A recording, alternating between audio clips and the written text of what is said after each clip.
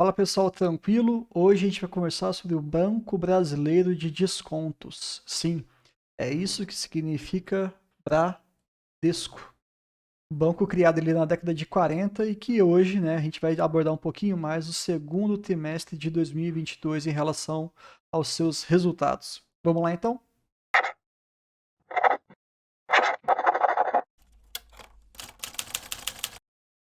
Antes de mais nada, se vocês não conhecem o canal, se inscrevam. E também vou deixar aqui em cima para vocês um vídeo em que eu fiz a análise do Banco Santander. Em alguns momentos eu acabo comparando aqui ao longo dessa apresentação, mas eu acho que vale a pena vocês darem uma olhadinha lá. Bom, começando pelo básico, né? A gente quer que todo banco ou toda empresa em si gere lucro. E eles conseguem fazer, aumentando aí 10% ano a ano, 7 bilhões. E tem gente falando que banco não cresce, né? O bancão não cresce. Mas tudo bem, margem com o cliente aumentando 25%, carteira expandida de crédito ali aumentando quase 18%. Crédito é a principal maneira que o banco consegue ganhar dinheiro. As despesas operacionais bem controladas e também um crescimento muito expressivo na parte de seguros, previdência e capitalização, mais de 100%. E também aqui 98% das transações feitas em canais digitais, mostrando mais uma vez que banco antigo não significa que é um banco que não se moderniza. Tivemos aí então um aumento operacional, né, do resultado operacional de quase 9%, e aí a gente tem que entender de onde que vem esses 7 bilhões. É claro que tem ali a parte financeira, sem dúvida nenhuma, só que ela tem respondido cada vez menos nesse segmento e claramente aqui a parte de seguros está se destacando. O Bradesco Seguros ele é muito rentável para o próprio banco Bradesco. Aqui fica expressivo isso.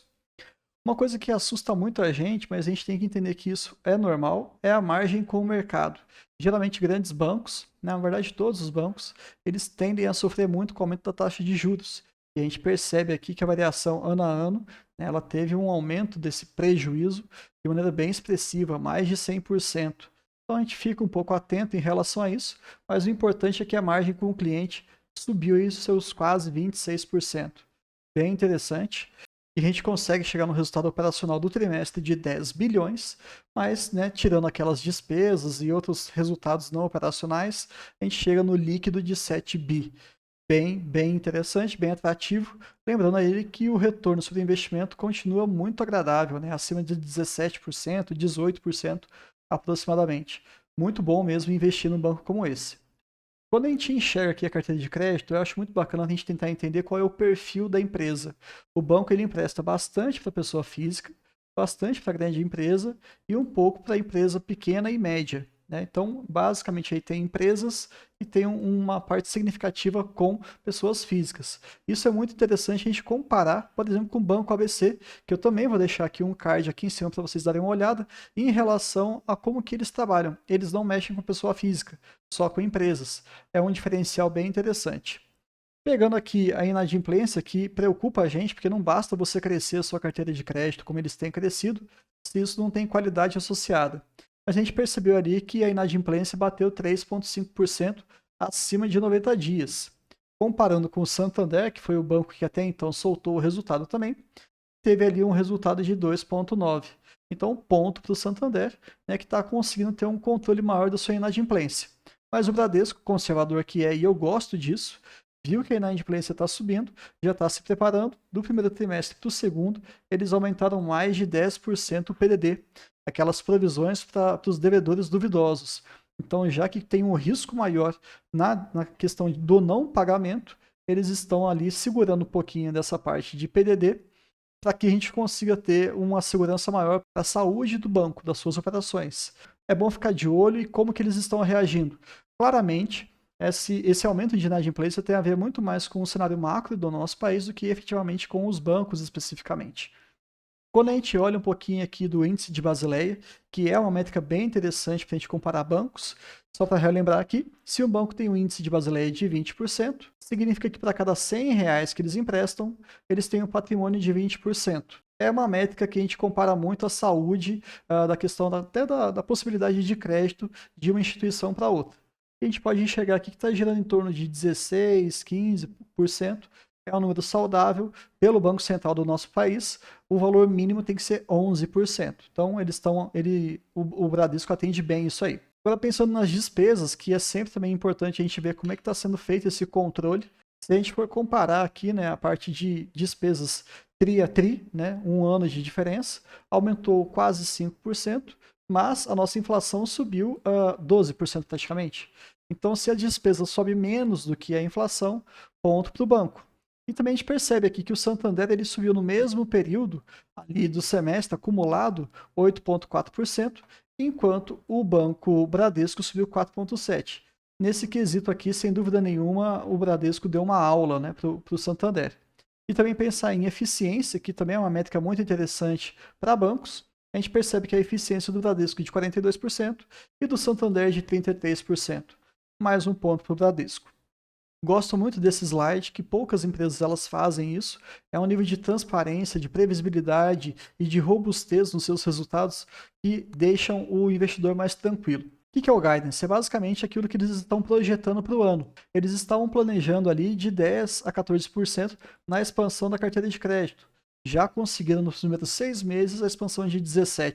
Está excelente essa taxa de crescimento. As margens com os clientes, eles pensavam até 22%, já está quase 23, ou seja, está acima da meta. A parte de despesas operacionais, eles queriam manter um controle bem rígido, abaixo de 5%, e está abaixo de 5%, está 4,7%. E também o PDD, né, que eles estavam projetando algo próximo ali de 17 a 21, já estão com 10 bilhões. Então, assim, eles já imaginavam que teria um cenário bem complicado para esse ano. E se a gente for pegar 6 meses, né, metade do ano, já teve uma carteira, um PDD de 10 bi, pensando até o final do ano, seria de 20, se fosse em linha reta. Então, também estaria dentro da meta. Então, a gente percebe aqui que eles estão muito bem. E isso aqui chama atenção, né? O resultado das operações de seguro, previdência, capitalização, estavam cogitando algo próximo ali a 23%, 20%. E deu um resultado até então acumulado no primeiro semestre de 48%. É uma aula mesmo, assim, é espetacular. Eles conseguem realmente manter dentro da meta ou até superar em alguns momentos. E já que a gente está falando de investimento, vamos dar uma olhadinha aqui em relação aos meses. Geralmente eles distribuem dividendos mais pesados em fevereiro, junho e dezembro. É claro que todos os meses eles dão juros sobre capital próprio, mas é muito pouco, poucos centavos. Nesses 3 meses tem ali uma distribuição mais interessante. E no momento que eu estou gravando esse vídeo, a cotação está em 18,50, acima do preço teto médio, olhando o histórico, e está abaixo do projetivo. Então vamos olhar lá no ranking da plataforma AGF, inclusive eu vou deixar o link aqui na descrição se você quiser testar durante 30 dias. Qual das duas ações estão mais rentáveis, BBDC3 ou BBDC4? A plataforma automaticamente já responde isso para a gente.